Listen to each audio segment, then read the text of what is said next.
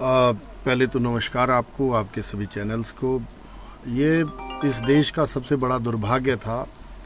भारत 1947 में जब आज़ाद हुआ, जिस संविधान को 1952 में लागू किया गया, जिस संविधान ने हर व्यक्ति को हर तरह से आज़ादी दी, व्यक्ति को उसकी अभिव्यक्ति की आज़ादी देना इस लोकतंत्र की सबसे बड़ी खूबसूरती है।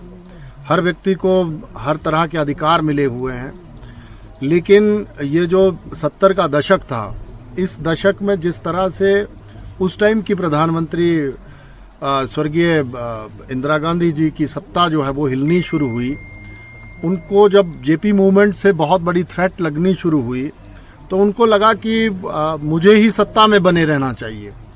तो सत्ता में बने रहना चाहिए, जो फिर हाई कोर्ट के प्रेशर उन पे चले हुए थे और जिस तरह से वो अदालतों में खींचती जा रही थी, उनको लगा कि मेरी सत्ता जो है वो एकदम ही चली जाएगी।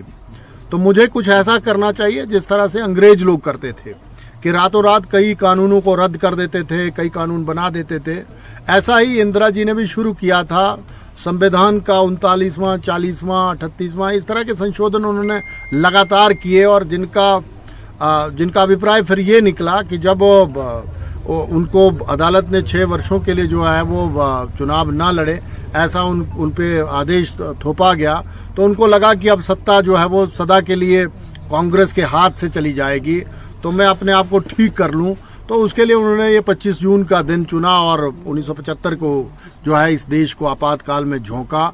और दुर्भाग्य रहा इस देश का कि उस टाइम जो प्रेस थी, प्रेस की आज़ादी, उसको भी छीना गया। कई प्रेस रिपोर्टर्स मारे गए, लाखों लोगों की प्रेसों को बंद कर दिया गया और जिन्होंने भी इस आपातकाल के विरुद्ध बोला उनको जेलों में डाल दिया गया। राजनीतिक संगठन, राजनीतिक दल, उनके मुखिया, उन सबको अंदर भेज दिया गया और 2 साल इस देश ने वो भुगता जो अंग्रेजों के टाइम में भी नहीं भुगता था। तो जिस संविधान की कल्पना उस टाइम बाबा साहब भीमराव अंबेडकर, उनकी पूरी समिति ने की थी, उसकी हत्या जो है वो इंदिरा जी ने उस टाइम करी थी उस संविधान की। तो भारतीय जनता पार्टी ने ये निर्णय लिया है माननीय प्रधानमंत्री जी के नेतृत्व में कि हम अपने युवाओं को जो आज़ादी का दौर भूले हैं और जो आज़ादी के बाद जिस तरह से कांग्रेस ने इस देश का एक तरह से शोषण किया है, उसको लोगों तक, आमजन तक पहुंचाया जाए, युवा पीढ़ी तक पहुंचाया जाए। तो इसको काला अध्याय के रूप में और काले दिवस के रूप में भारतीय जनता पार्टी पूरे देश में हर जिले में मना रही है। और यहाँ हम लोग चंबा में भी इसको विशेष तौर से चुराह विधानसभा क्षेत्र को चुना गया था इसके लिए, और त्रिया जो हमारा कोटी मंडल है उसमें इसको रखा गया। सभी लोगों ने आकर के बढ़ चढ़ करके भाग लिया।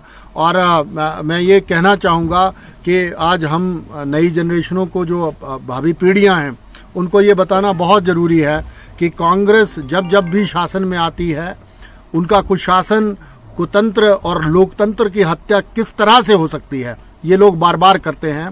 तो ये चेताने के लिए हम लोग इस तरह से इस दिवस को मना रहे हैं आज।